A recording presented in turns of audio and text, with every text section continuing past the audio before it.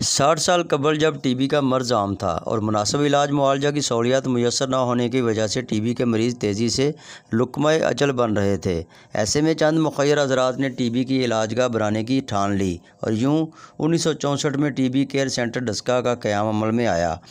जहाँ से अब तक लाखों मरीज़ मुस्तफ़ीद हो चुके हैं। माहिरीन के मुताबिक टीबी के मर्ज़ से छुटकारा अद्वियात के बर वक्त इस्तेमाल, क़ुव्वत मुदाफ़ियत बढ़ाने वाली खुराक और पुरफ़ज़ा माहौल से ही मुमकिन है,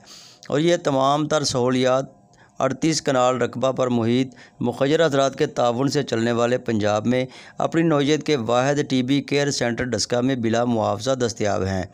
1964 में डस्का में टीबी के बढ़ते हुए मर्ज़ को देखते हुए चंद मुख़य्यर हज़रात ने एक तहसील एंटी टीबी एसोसिएशन का क़याम किया।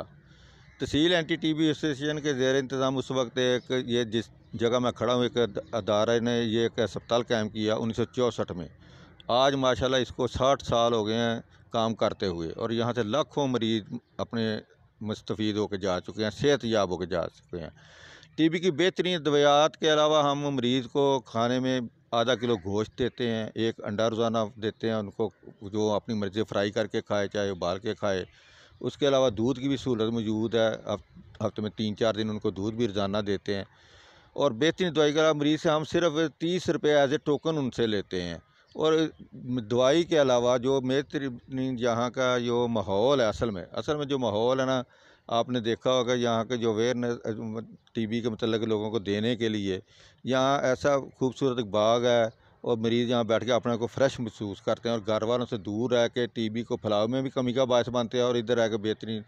सेहत भी उनको हासिल होती है। ये सब कुछ मुख़य्यर हज़रात की वजह से है, और सब मुख़य्यर हज़रात जो हमसे तावन करते हैं, हम उनके शुक्रगुज़ार हैं, और अरसा साल से लाखों मरीज़ यहाँ से मुस्तफ़ीद हो चुके हैं। गुज़श्ता रोज़ कमिश्नर, डिप्टी कमिश्नर और असिस्टेंट कमिश्नर ने टीबी केयर सेंटर के विज़िट के दौरान मरीज़ों की अयादत की और सहूलियात बारे दरियाफ़्त किया। टीबी केयर सेंटर की पुरफ़ज़ा इमारत, फूलों की बीनी खुशबू और मुनासिब देखभाल से यहाँ पर लाए जाने वाले हड्डियों के ढांचे चंद हफ्ते के बाद हशाश बशाश और तवाना होकर रुखसत होते हैं, और ये सिलसिला मुख़य्यर हज़रात के ताउन से गुज़श्ता 60 साल से जारी है।